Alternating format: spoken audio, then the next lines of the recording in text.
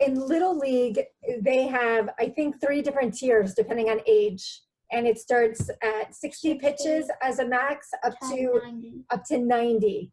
In travel baseball, there is no max. Limit should be 100, like 90, around the 90. You think limit should be 90? It's That's really, what my coach. yeah, it's really, honestly, it's left up to the coaches. So some coaches, because I've listened to both sides for Michael's age, and they said, oh, pitch count doesn't really matter. If they're pitching and they're doing well, then it doesn't matter. It's when they're struggling that you have to worry about them getting hurt. So it's almost like every coach takes their own take on whether or not they believe in pitch count and how they're going to use that. So in travel, you have to be careful as to which coach you choose based on that, because some coaches may not care. In Little League, you don't have a choice. You're supposed to, but some of those coaches, I don't know if it's intentionally or unintentionally, or they just don't know that if they pitch for a travel team, they should be taking that into consideration when those kids show up to Little League. Those same rules are supposed to apply in Little League, but it doesn't work the same way with travel. They don't care if you've been playing for another team. So you really have to be cognizant about talking to your coach and telling them that I play for another team and my kid pitched the day before and how many they threw. But it just depends on the coach that you have, whether or not they take that seriously.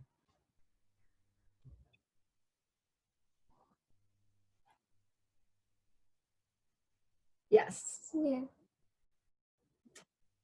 So there. It conflicts with our real team, and they don't really show up to some of our practices. And my coach had to kick a player because he wasn't gonna be able to come to our practices for another couple of like 5 weeks. So it really depends. In Little League, they try to say that Little League games are more important than the practices. You should at least be showing up to the games. However, a lot of times when I was coaching, I was supposed to have a minimum of 9 players, right, to play baseball, but we would have 12 or 13 on a team. And as a Little League coach, sometimes I'd have 5 or 6 kids show up to my game. So we would pull from the other team. And it wasn't just me, it was other coaches that had that same problem. And we would kind of share kids going back and forth. And we wouldn't give them the best positions because they were just helping out. So we'd throw them in the outfield just so we had a player to say we had 9 kids. But as those kids get older and you're in Little League, you're not allowed to do that anymore. So now you're pulling from kids that are in the younger age group to be able to come up and play for your team because you don't have enough kids. And that is due to either multi-sports or because they play for a travel team and they think that that's more important. As a coach, I always made sure that Michael was going to both games if I could. If he had a travel game, I'd send him to his travel game with my dad, and I would go coach his team. But a lot of parents, they don't see the value in doing both teams like that. And if you're doing that, you're letting down your other team. But there's kids on Michael's team, they play for like 2 or 3 other teams. He did 2, and that was too much for him. At some point, he was like, I don't want to do both. But he also got fed up with Little League, and that was his last year. Do you want to talk about that? I got sat on the bench during districts, and it wasn't as fun as it used to be anymore because the coach started getting more like intense during the game and started to yell and scream. And then during districts, the coach went from being nice and friendly in Little League to being a crazy maniac and screaming at the kids. Was he really? Yeah. See, again, I don't know anything because I'm not in the dugout, so I don't see it. But when he went to practices, and I knew him, we actually sat on the board together. He was always very, very nice, and I didn't see it coming. I thought he was incredibly nice, and when he asked Michael to be on the district team, I was so excited for him, but nobody ever told me, FYI, your kid wouldn't be playing at all. If you're going to be on a team, especially at his age, it's different when you get older and you're sitting on the bench, but at his age, when he was also playing for a travel team too, where he does get to play, it didn't make sense. If you didn't think he was good enough to be there, don't ask him to be on the team. Why is he sitting there when every other kid on that team got to play except him? I think he played two. Did you play? You played one inning in 3 games, and then they lost, and they didn't continue on in districts. And after that experience, he said, I'm done. I don't want to play Little League anymore. And he also said to me, again, my fault. I told you I didn't want to play for him. And I didn't want you to miss out on an opportunity. I really thought that this would be a great experience for him. I had no idea. And it was the second time I made this mistake with him. And I said, from now on, what do I always say? Baseball is your decision. I don't make those decisions. I pay for baseball. You make the decisions, because I don't know what I'm talking about. I think I'm helping, but clearly I'm not, because twice he had bad experiences when I thought it was something that was going to be exciting and good for him. I mean, like you said, kids are sometimes smarter than adults. They are. Absolutely. Especially when it comes to this. Well, but you can, I mean, you didn't do it on purpose. No, I have the best of intentions. But that's the thing. And I think that's the problem. There's a lot of parents who are trying to do the very best they can, but they don't, either their kids, you know, you're lucky because Michael said something. Yes. But there are a lot of kids who don't, because they're afraid their parents are going to get mad, or they're afraid their coach is going to get mad, or whatever the reason. And then they're stuck in a miserable situation, pretending to be happy when they're not. And you can see it when kids just don't want. I mean, I know as a coach, I can see it. I know when a kid does not want to be there. Right. Because all you have to do is look and pay attention, because kids tell you. They may not tell you by voice, but they tell you with how they move, how they talk, how they, you know, how their body language is. And too many times, and it's hard. I know it's hard for me, because I know as the kids are growing up and you're trying to, is this the right place for them? Are they happy? Are they telling me the truth? You know, you're always asking all of these million questions, and then you're afraid of doing the wrong things, and then you're going to mess them up for life, which you try not to do, at least not as much as possible. Well, I'm impressed, Michael, that you told your mom that, because most kids don't. A lot of kids do not speak up. So that was really good of you.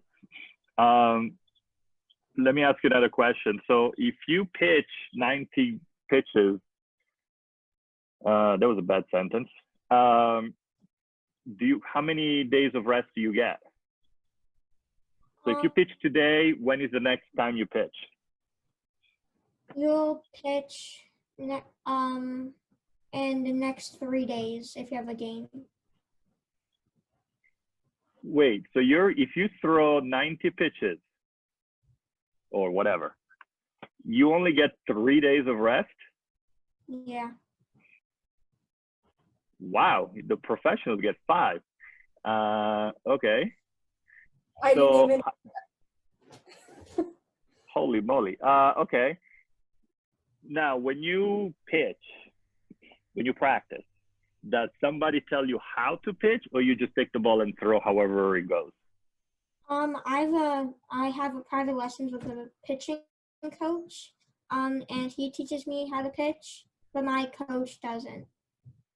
Okay, so you're fortunate enough to have someone that helps you, but for all the ones who don't, they're kind of at the mercy of whatever the coach.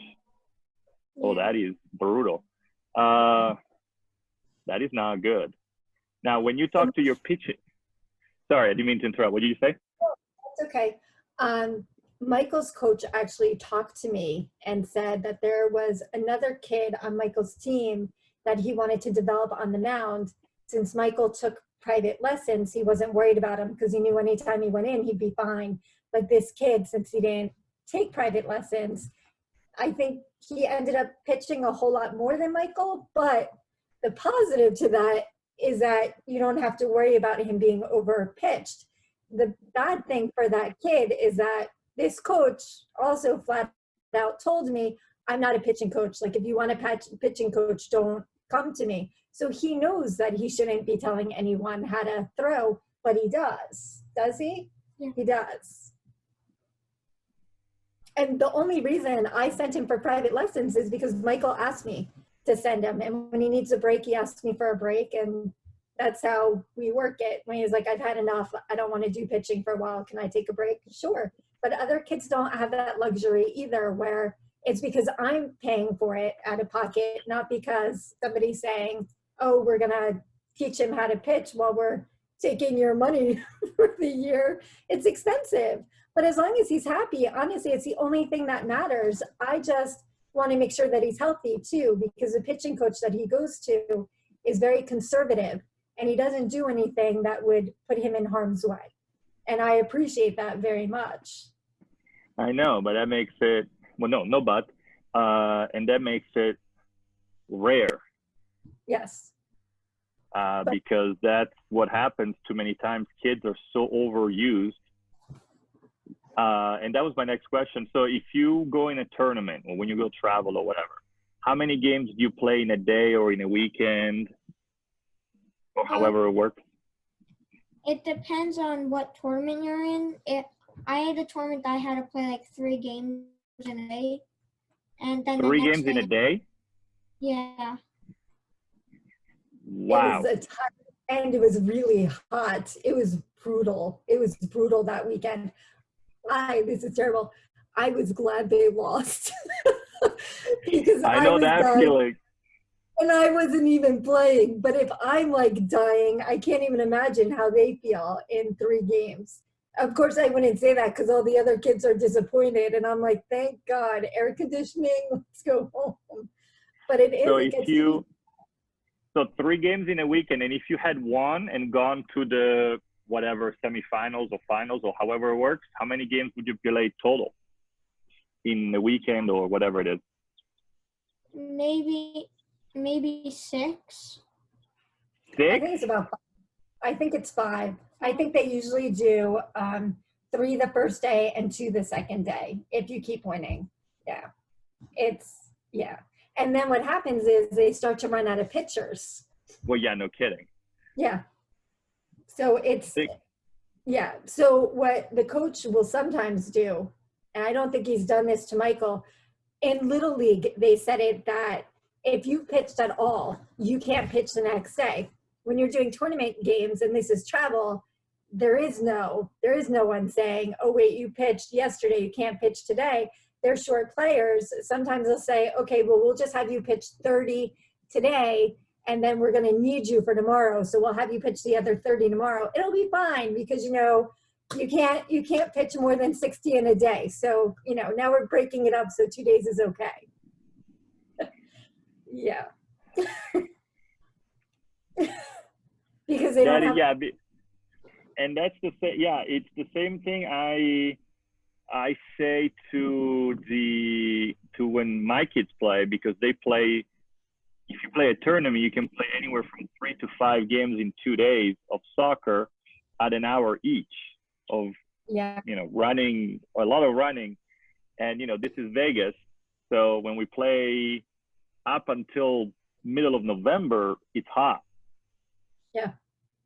When we play games in October, in August and September, we're talking 110. It's hot. And when you play 3 to 5 games, it is insane. These kids can't even. I mean, I know when my kids. For him, that's 6 hours. 3 games is 6 hours. Soccer isn't even that long. 6 hours. That's not. like my entire day. Well, but it's everything in between, because it's the running, all of these sports is ridiculous that you play that long, because it kills the kids. I know when my kids, after a regular game, he's exhausted or she's exhausted, either of the kids. But after a tournament, it's like they're in La La Land for like 3 days. They're fried. Yeah. Completely fried. And you don't have your weekends anymore. No. Like, I used to take him places all the time, and they was like, can we go? I'm like, you can't. We've got a tournament game. And he's like, I can't wait for baseball to end. And that's a shame, because baseball is such a short season, like 3 months, but or 2.5, 3 months. But it's like, you don't have a life if you're playing sports. You don't, like, even even Michael's friends that play soccer, every single weekend they have a tournament. He doesn't It's see ridiculous. those friends. Yeah. The I know, social we are life is, always non-existent. I know, it's the same. Their yeah, social life is their team. And I think it hurts kids because then they don't have friends anymore. I mean, if you're not, and especially if you're not friendly with your team, it becomes a miserable experience. right. Yeah, I know, because my daughter had a very horrible luck, but my son was lucky so far. But I know my daughter was brutal because she had a horrible team. I mean, those girls, the parents, the coach was a complete fill in the blanks. I mean, he was so bad that he calls the girls chicks. Oh, that's not okay. Because you're chicks. Hey, chicks. And I'm like, oh my God. You know, and it's funny because, you know, I'm not the American one. So I'm the crazy foreign person. But I kept asking people, I was like, wait, is that okay? Because that does not sound, I mean, I was thinking, well, maybe it's an Americanism that I wasn't privy to. You know, I don't know. It's a cultural thing. I'm not going to be upset if that's how it goes. Right. And these are all mother, you know, all girls. Yeah, chicks, chicks, chicks, chicks, chicks. And I was like, oh, yo, yo, yo, yo. And it bothered me to no end. Michael had a coach that when they weren't playing well, he'd call them girls. Do you remember? Yeah. His first coach. Yeah. Yeah, I hate it when they, one of the things I've noticed is that coaches are so, what's the word? Polite word. It's, they're not self-aware. They think they are. I know, that's the scary part. So I don't think they realize what they're saying, the damage that they do. One of my worst pet peeves is when coaches say, don't cry, or you know, don't be a girl, or worse, you know, don't ever cry. Crying is for, you know, you can imagine what, with the horrible things they say after that. And it drives me crazy because I spoke to doctors. I mean, I had the luxury of speaking to, you know, PhDs and doctors since I started this. And they all have said the same thing. It's like the misunderstanding and the misconception of what crying actually is incredible. You know, and we do a disservice to kids because crying is no different than being upset. It's just an emotion that you're releasing in that moment. And you just need to let it out and then boom, you move on. Just kind of like if you take something, you throw it against the wall. It's the same thing, relatively speaking, generically speaking. So it's such a misunderstanding and misconception. And it kills me when I see these poor kids who are struggling with whatever it is that day, that night, whatever. And the coach yells and screams, don't cry, don't be a, you know, and you could see the kids' faces because they don't understand, what am I doing wrong? Right. Yeah. And as a parent, when I see that, and as a coach, it drives me nuts. So Michael's coach had a rule that parents weren't allowed near the dugout. It should have been a great rule that everybody should have listened to, but you always knew the parent that was right up against there, and they'd kind of whisper, but you know it wasn't anything nice. It was right after the kid made a mistake, or, well, now you're leaving him in a dugout like that in front of his friend, embarrassing him, and now he doesn't want to go up. I don't think they realize the psychological damage that parents are doing either. Because at the end of the day, they're going to remember that looking back. Did you enjoy sports? You know, no, my dad was always yelling at me. Or there's some moms that are crazy too. It's not just the dads. There's one specific. Moms may be worse. No, I think moms are even worse. Crazy. But the problem with moms is they don't think they're doing anything wrong either, but on a totally different spectrum. Because I talked to one of the moms and I'm like, do you know, you scream at him. One, he can't even hear you anyway because he's playing in the outfield. But like, what are you doing? And she's like, no, he needs that. He needs that. Okay. Poor kid in the outfield, his mother's screaming at him. I don't think he needs that. No, because one of the biggest lessons I've learned in working on this film so far is I was talking to Coach Reed Mulby, sorry, one of my favorite guys. He's on Twitter all the time. And he said to me, you know, he has 2 masters and everything. I mean, and he was telling me that when you scream at someone, and I did not know this, when you scream, whether you say you're at the top of your lungs, you scream to Michael that you love him, or you scream at the top of your lungs, same way of doing it, that he messed up, whatever. Right. So our brain does not distinguish between the two. Ah, I did not know. I didn't know that either. So when you scream at someone, all they hear is negative, no matter what you do. You could tell him, Michael, you're my favorite. I love you. You're the greatest kid in the planet. But his brain, like yours, like mine, cannot distinguish. You could have been cussing him out, and it's the same effect. Because our brain goes into flight, fancy, you know, whatever the term is, immediately. It shuts down. So you're not doing anything except making them feel bad, regardless. You know, like brain. Yeah, the brain cannot distinguish the two. So which was something that made so much sense when I heard it, and yet I cannot believe most people don't know that, and because I had no idea. And it was when Reed told me that, I was like, oh my God. Now it's like, wow, that is really profound. Because so since then, and I've noticed the difference. Right. Since then, what I try to do doesn't always work, because, you know, especially on the soccer pitch, everybody's so far away. I try to yell their name if I want to say something to them, but then I signal. I say, go like this, or yeah, good job, but then they see it. Right. So all they heard is their name. They didn't hear me say anything else except some gesture to go, hey, go a little up or whatever.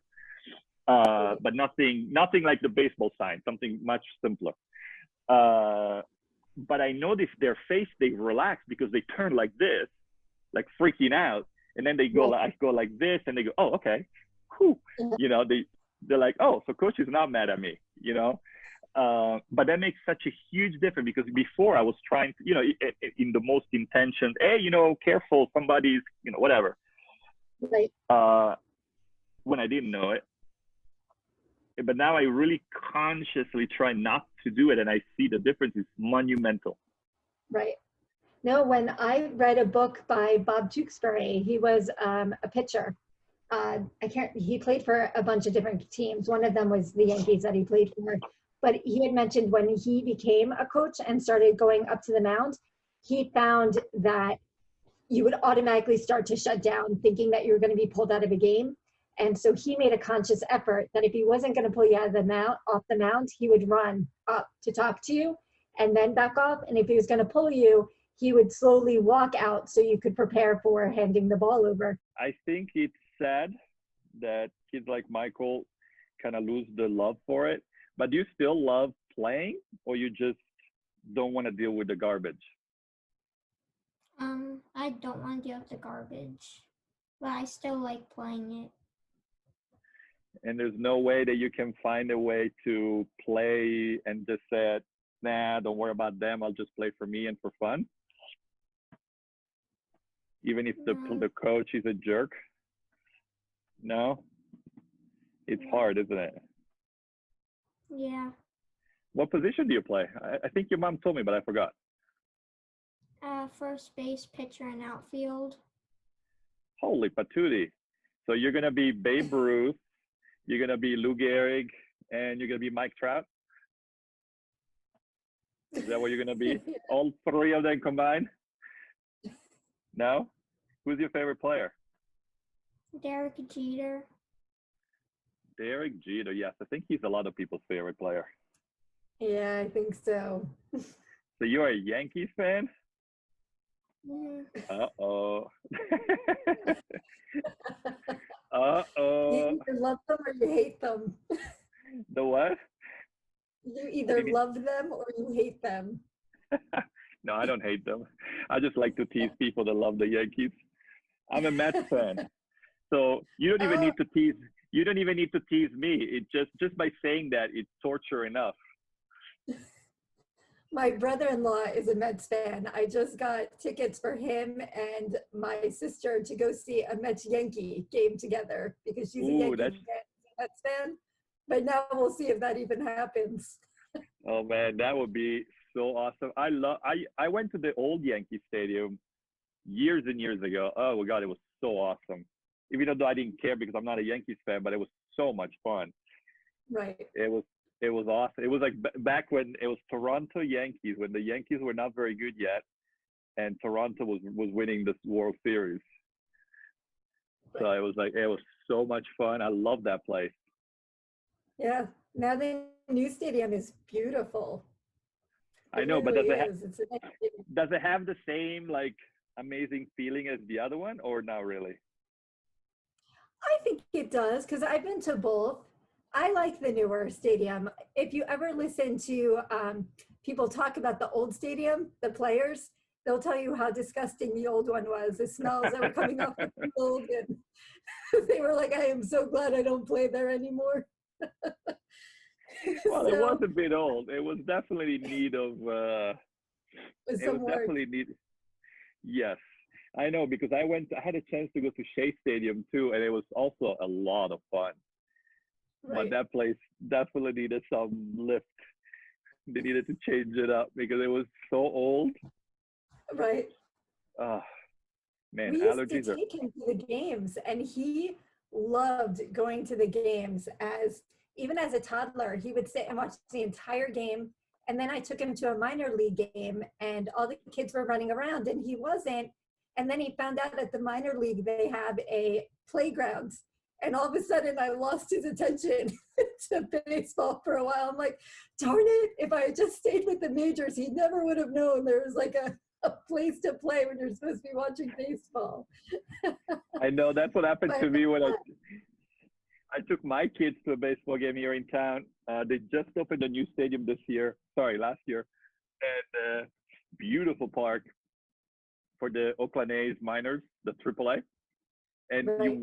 you walk into the park, and there's a pool.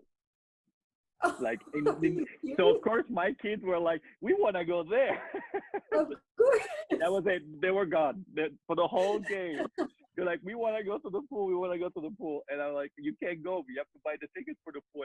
And we had these amazing tickets that the parents of one of my kids that I coach gave us as a thank you for the end of the season present for me, Right. which I was not expecting at all. And they were behind home plate. And Oh, wow. so they were like these amazing seats, right? And the kids wanted to be in the pool. I was like, "Oh, come on." The whole That's time. And hilarious. yeah, and I we had didn't to even know leave they like, had pools. yeah, it's kind of like, like in Arizona, they have that pool in the outfield. It's the same Right. thing. Same thing. Oh, It was just one of those things. I was just like, okay, there goes the kids. They're just too see, much. look what you missed out on, Michael. That's what happens when you live in the Northeast. It's too cold. Well, yes, it would be kind of difficult around where you guys are. But yeah, in Vegas in the summer, the pool is fantastic, but it's sold. Obviously, it's sold out. You cannot Right. get. It's easier to get tickets behind home plate than it is to get them on the pool. I It's believe it. so why? Now I understand you don't want to play because it's just too much and it's hard, and I totally get that because it is horrible. But what do you think can make it better? If you had if it was all up to you and you were in charge, what would you do? If the coach could not be a screaming lunatic, and if the parents could just sit down and relax and don't tell their kids what to do. Yeah, that'd be helpful. Too much That's noise. a big one. Michael, That is. do I do that? No. You know what? It was so funny because I said to him, I'm like, Michael, he said I was talking about the other parents. And I said, does that bother you? And he said, I'm just glad it's not you. And I was like, okay, as long as it's not me. He told me once, my sister was cheering for him when he went up to bat, and he came off the field after the game and he was so upset and said he didn't like that. It was too much pressure. And I had to talk to her. I'm like, Nancy, don't cheer for him. She's like, I didn't, she thought that she was doing something nice to, you know, make it a big deal that he was No, up, but I don't know. it's too much pressure. And so she figured it out. None of us say a word when he's playing. We just watch him play. And then I go into the outfield so I don't have to listen to the other parents screaming. It's I terrible. know He doesn't have that. well, it is because it's also hard because some other sports you can kind of hide because it's a team. I mean, I know baseball is a team sport too, of course, but when you go to bat or you pitch, you're by yourself. Right. And it's hard because everybody's looking right at you. But yes, I know my kids don't like it very much when if I scream like go go or something. I'm the one who says nothing, zero. Right. So if they look at me, I go like that, or you know, I say one of those. Right. That's it. I don't nothing. But I know that they have to see where I am or where mom is. But they don't like the noise. But they always check, like if they do something good, they turn and look, but they don't want the yelling and the screaming. So I totally understand that. Yeah, my kids are the same. So I totally get it. But is it hard? Do you hear them or you're so concentrating, focused? I sometimes hear them, but I'm usually most of the time concentrating. So they don't, so even if the people are yelling and screaming at you, it doesn't bother you too much? No. What's worse, do you think? The parents cheering? And I mean normal cheering, not bad cheering. We'll talk about bad cheering in a minute. Or the coaches yakking too much. The coach yakking too much.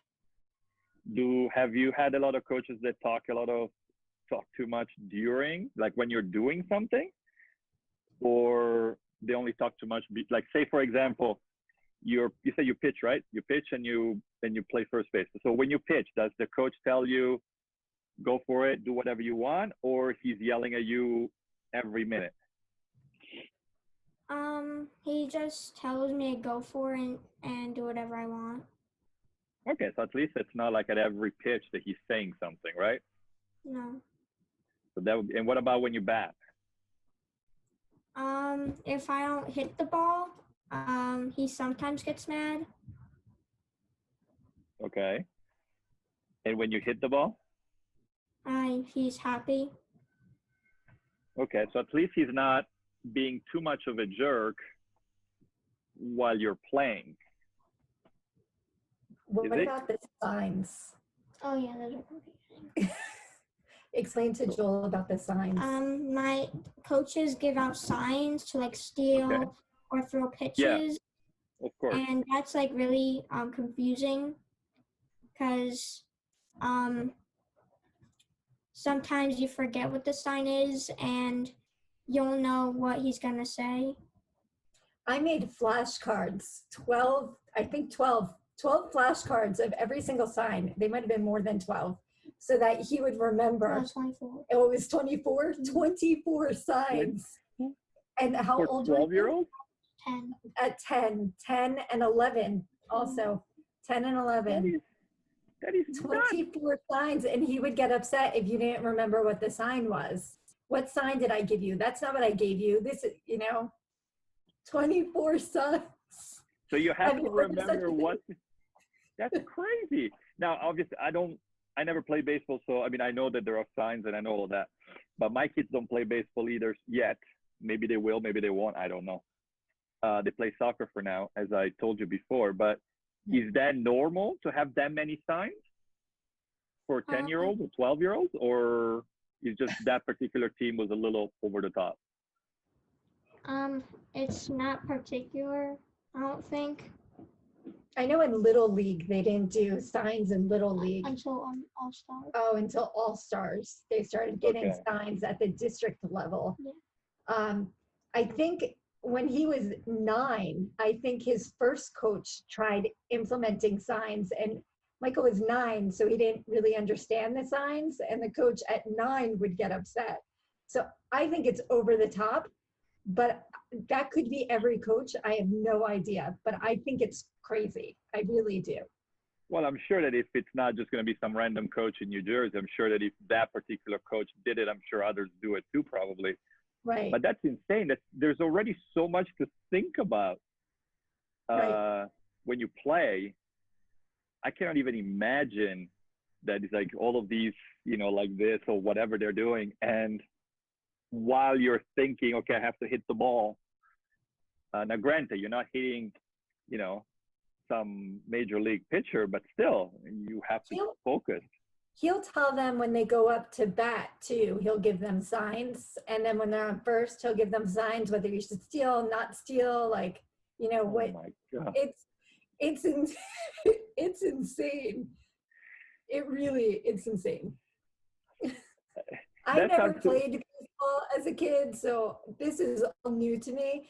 I wasn't a sports kid. I was an artsy kid. So when he came along, all of this is so new to me. When he decided that he loved baseball, every parent was giving me some different type of advice. Oh, he's really good. You should get him on a travel team. And this was when he was 8. And I'm like, I don't know. Does he need a travel team? Everyone's saying he needs a travel team. So I put him on a travel team. And his first game, the coach yelled at him and said if he ever missed a low ball again, he'd bench him for the rest of the season. And Michael came off the field and he was calm during the whole thing. But when he came off, he was like, I hate him. Like, this is what he said to me. And I'm like, oh my God. And my father said to me, you know what, Laura, if he wants him to be able to hit a low pitch, then he should teach him how to hit a low pitch. You can't bench a kid because he doesn't know. That's something that you work on in practices. That's the purpose of them. But I think there's so much going on. These coaches are so focused on their wins and everything. I get that you should be listening and you should be learning, absolutely. But when there's games going on, there's already enough stress and enough pressure during games that they don't need the added pressure of, you now have to remember all the signs I'm giving you. And if you don't remember them, I'm going to yell at you when you come off the field. Like, they're 11, 12. It's not like they're in the majors. It's not even like, do we even know they're going professional? Michael, do you want to go professional? No. What do you want to be when you grow up? An engineer. But he wants to play because he likes the game. It kills me. It's funny that you say that because I spoke to a mental strength coach for one of the big league teams. And she told me she usually focuses on the AAA kids, but the majors also have their own. She herself was just hired for the minor leagues. And she told me that even at that level, AAA and of course the majors, sometimes you get lost because you have the fans. Instead of 20 or 30 people, you now have a couple thousand. Of course, when you go to the major, you're talking 20, 30, 50,000. And that's a lot of pressure. And a lot of these players have to, more than half the time, she said, it's not even how to do it that they struggle with. It's everything outside. Right. Because at the end of the day, if you make it, whether you're 12 or 24, if you know how to do it, you know how to do it. Right. Then it's small adjustments, low ball, high ball, whatever. But it's just like your thinking gets so messed up because of all of these noise, right, that they just freeze and now they can't do it anymore. Like their simplest thing that they've known how to do for years, now they can't do it because they just their brains just shuts off, kind of like what Michael was describing. So it's it should never happen. I see it on every sport. We coach soccer and my kids love it. But I've seen it at track meets. Both my kids do track too, and they love running, especially my son. And I've seen parents run along the kids for the whole 100 meter, whatever it was, and yelling and screaming. And you could see this kid's face as he finishes he's about to explode, this poor kid. And the father is yelling, screaming. I'm like, it's 100 meters, split second. And they're 8 years old, 9 years old. We're not talking about Usain Bolt at the Olympics, Right. which I'm sure it would mess him up too. But I just could not even imagine being that would be my father. I would die. I took Michael when he was 3. We were doing parent and me soccer, and he did not like to run. He would put his arms up like this for me to pick him up, and there was only one other kid doing the same thing to his father. But his father started to go, fine, you know what? If you run, I'll take you to the toy store and we'll buy something. And then the kid doesn't want to run and he starts yelling at him. He's like, forget it. I'm not taking you to the toy store. And the kid's crying. And I'm like, he's 3. Like, what is wrong with you? What are you going to do when he's 6 or 7 and it's sports? It's starting like earlier and earlier where, I mean, organized sports, it's almost like there isn't any place for them to play anymore unless you join a team. Sorry about that. No, it's crazy. I see. It's too much. I've seen 6-year-old games where the parents are getting arrested because they're getting into fights over a 6-year-old game. And I was like, are you serious?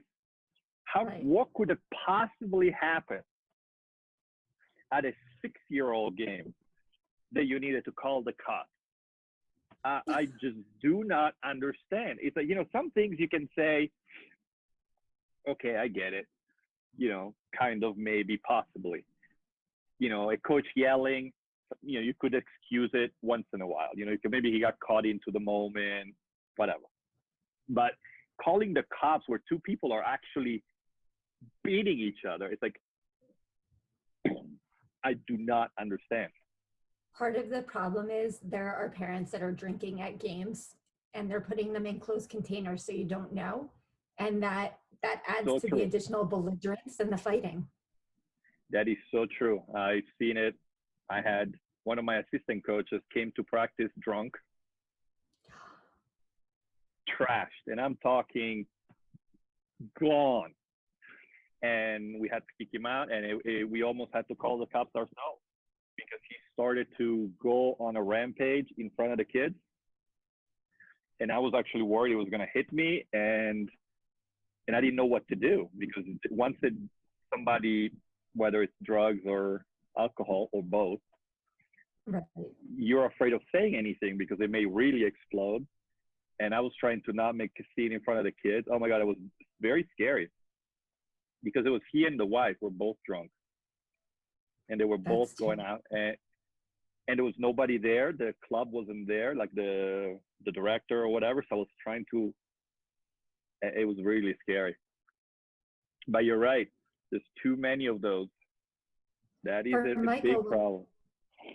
When he was 9 or 10, he was at a tournament game, and the coach on the other team, he called the game. He went to the ref and said, I'm sorry, but there's a parent on my team that's being belligerent to me, and I'm not going to take it anymore, so we need to forfeit the game. And they ended up forfeiting because this parent was calling him all sorts of names. I can't even imagine acting like that. Because what does that show the kids?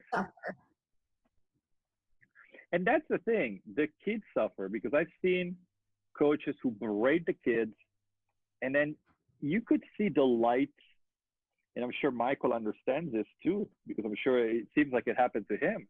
The light goes off, and they don't look at you the same way after that.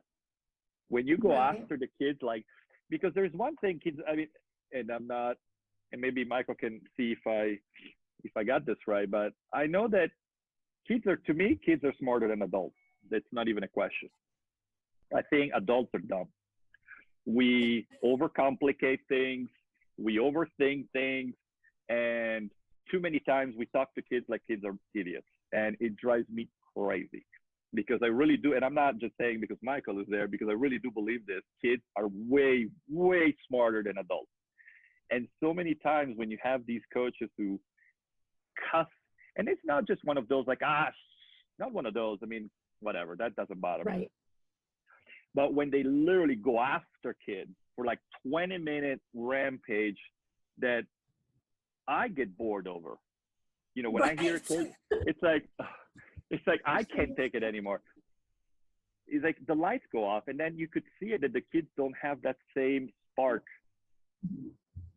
Or But Bill. Michael was at a game where the coach on the other team threw a trash can because he didn't like the call that a ref made. Oh boy. And that coach on the other team, Michael used to play for him. And he was like, I am so glad I'm not on his team anymore. You know, it's so sad because sometimes you do lose it, and because you do get caught up in the middle. I mean, I can't say that I'm perfect. I've lost myself. You know, you get like caught up into the heat of the moment, but I've never done that.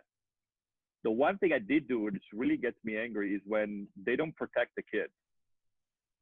When kids get hurt, and I'm sure during baseball, especially because at 10 years old, you're not going to have the pinpoint accuracy as a pitcher that Greg Maddux would have, or any of the superstar pitchers of today.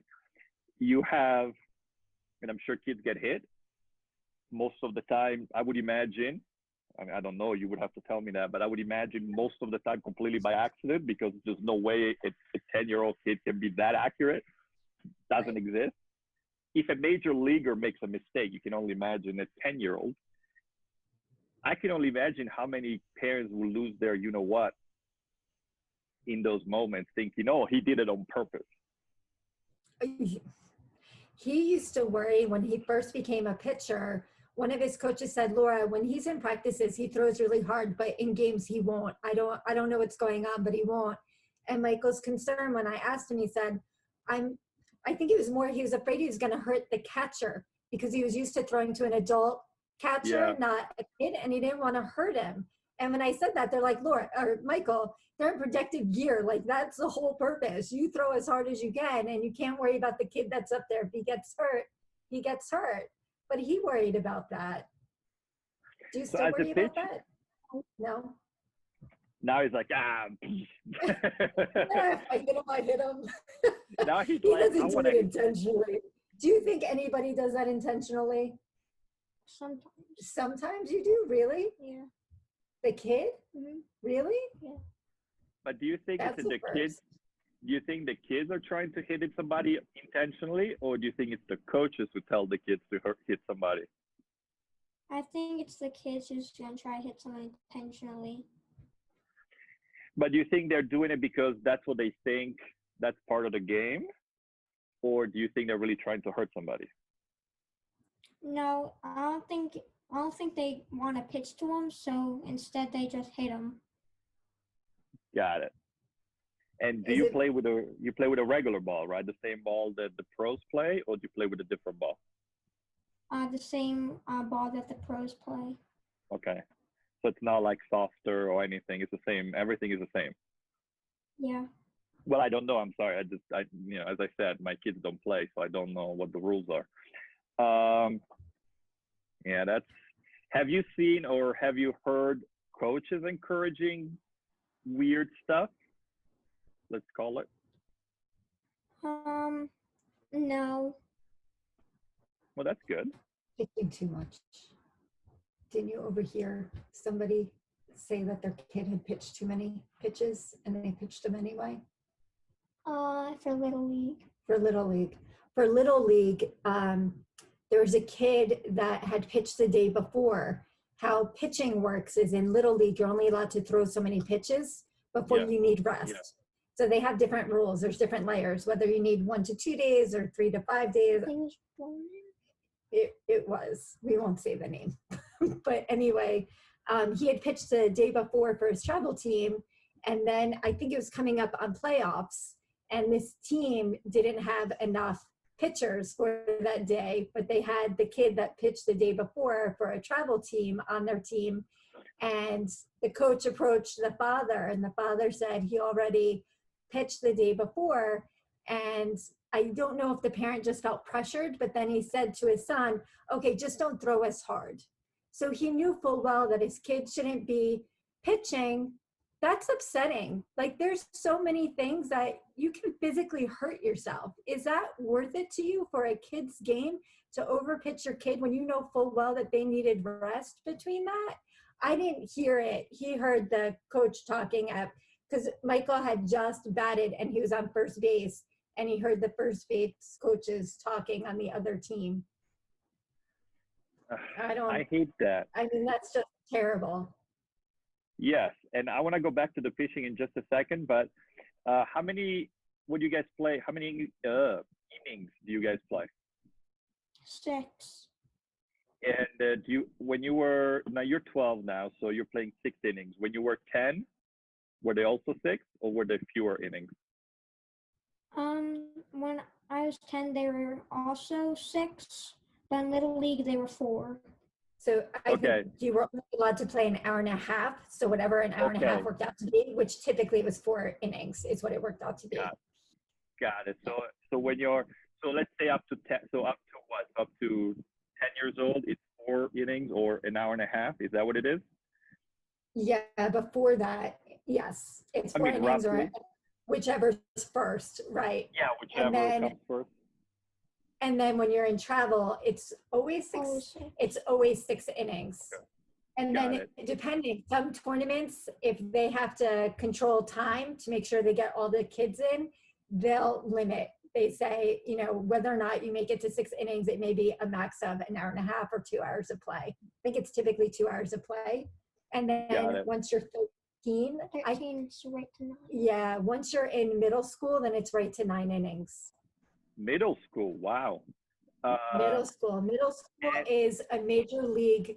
It's a major league field in middle school. There's a lot of controversy over that, whether that's the right thing to be doing for middle schoolers. It is. They said it's like watching little league games all over again, because the kids are like on this huge field and they're still small. So all those home runs that they're making in little league, now they're lucky if they get it to first or second base. Well, yeah, there's no way that you can hit at 10, 12-year-old. You're not going to hit the ball 400 yards, 400 feet, I'm sorry. What was going to say? Okay, well, that's huge. So when you pitch, you said you have a pitch count, correct? Yeah. So how many pitches are you supposed to throw, max? The max should be around 90, but sometimes they pitch him over 100. That's the biggest thing about honesty, because Michael's had coaches that have told him all sorts of things, and then he joins the team and it's completely different and it's not what he thought. Do you want to talk about that? Were you even listening to me? Your mom, of course he wasn't. Coaches that promised different things, and you joined the team thinking that would be one way, and it turned out to be something different. One of my coaches said that I will be playing a position, and I played it for like one day, and then he put someone else in that position, and I sat on the bench ever since. Which coach was that stinks. Oh. So just out of curiosity, when you play on a team, do you rotate or you only play one position? Which that I would understand if you rotate. You play if you're a lefty, you have only 3 positions you can play, and if you're a righty, you can play anywhere, and you have certain spots. So Michael's a lefty, so he is first Me too. base. That's why. Yep. I am too. Yeah, but okay, I understand that. Not really. I mean, I know I get it because of how your body is and to throw back to first or whatever. Yeah, I get that. I get the physicality of it, but I don't understand why a 10-year-old cannot play third base and just to try it or whatever. But do you have coaches who actually do that, who just move you around just for you to feel different spots? No. Wow. So you really could, that's kind of sad. He had a catcher on his team that decided he didn't want to be a catcher anymore. He wanted to be a third baseman. And the coach said to him, look, you have to play catcher. That's what I brought you on for. There's only one other catcher. And you know, when I was a college coach and somebody told me they didn't want to be a catcher anymore, I kicked them off the team because that's what they were. Again, they're like 10. So I think a little bit he let him play third for a little, and then he started benching him, and the parents got upset legitimately, and they ended up leaving the team, which I can't blame them at all. That was an incomplete team too. That he had kids coming in to help out on the team from another team, and the kids that were on our team weren't playing. Like usually when Michael would help out on another team, they would say, Michael, we know you're really good, but you know, you're only helping out on this team, so we're going to have you bat last, and we'll find a place in the outfield for you, which totally makes sense. But this coach didn't operate that way. When he didn't have enough kids on the team, he put the kids that he thought was better from the other team in like the first of the batting order, and as a pitcher or first baseman, and the kids that were on that team would sit the bench. Like, I don't think that was right at all. No, and unfortunately, that's not just a baseball thing. I mean, that's not just a baseball thing. Because I took my sister, my daughter's team was the same way. They were short all the time. So he would call on the better girls or the older girls to play on with them as guest players. But then the ones who were older would play the whole game, and the ones who were already on the team who were not as good would be benched. And it's like, whoa, we are paying for this. Right. And they're getting more playing time, and they're paying the same amount of money. Look, I mean, it's like, so what ridiculous. the hell? Well, yeah. So unfortunately, I'd like to say that it's only baseball, but unfortunately, no, it's not. Because I can go on and talking to you guys forever and ever and ever. Michael, what would you say to other kids before we wrap this up? What would you want to tell another kid that loves playing baseball? What would your advice be for them? Play for teams that you enjoy, and don't if you're not happy with that team, play for a different one. And do you think that do your friends talk to their parents? I think so. Well, that's big. That's good. And do you like telling your mom? Are you afraid that your mom? So pretend your mom is not there. She's not really there. Do you like when you feel like you're talking to your mom helps because at least she listens to you? Sometimes. I know we don't know. Well, I know we try. We really do try to do our best. I promise. But that's good. But at least you do. So that's big. You're very lucky on that, because unfortunately, there's a lot of kids that when they try to talk to their parents, and the parents do not listen at all. Not accidentally, no, at all. I had a father who told me the son played for me soccer, and he also played baseball. And after the season, I asked him, hey, you guys going to play next season? And because I know the kid enjoyed it, he really had a good time. He told me that. I mean, unless the kid was lying, but I thought he did. And the father told me, it's like, I don't know. I haven't decided yet. And it kind of like jarred me a little bit. And I said, what do you mean you haven't decided? Have you asked the kid? And he said, no, I make the decision. It's true. The owner of the baseball facility that we used to go to, he would come to me all the time when his lessons were ending, and he'd say, so are you ready to sign up? And I would say, well, I don't know, Michael, do you want to? Like, why are you asking me? But then on occasion, I would look at him and say, you know what? No. And he'd look at me and I'd say, Michael asked for a break. And he'd give me this crazy look like, he doesn't get to make that decision. Why not? It's his sport. It's not my sport. I'm not out there. If he needs a break, he needs a break. But a lot of coaches don't understand kids, how tired they are and how hard it is for them, because it's not like Michael or my kids or anybody's kids. They don't just play sports. So you have to go to school. You could have a stomach ache. You could have broken up with a girlfriend or boyfriend. You lost your phone. Mom yelled at you because you didn't do your homework. Umpteen reasons. And then you have to go to practice, or then you have to go to a game. It is so hard for kids. So hard. And those practices are at 6 a.m. 6 a.m. practice on a Saturday and a Sunday, and then on Thursdays until 9:30 at night. Like, are you insane? I work too. I don't want to get up at 5:30. It's very hard. We need to, and that's one of the reasons we're making this movie, because we want to reset the priorities, because I have, even my son who loves playing soccer, just like it seems Michael loves playing baseball. I mean, he flips with the ball if he could. If it weren't so dirty, I would probably let him.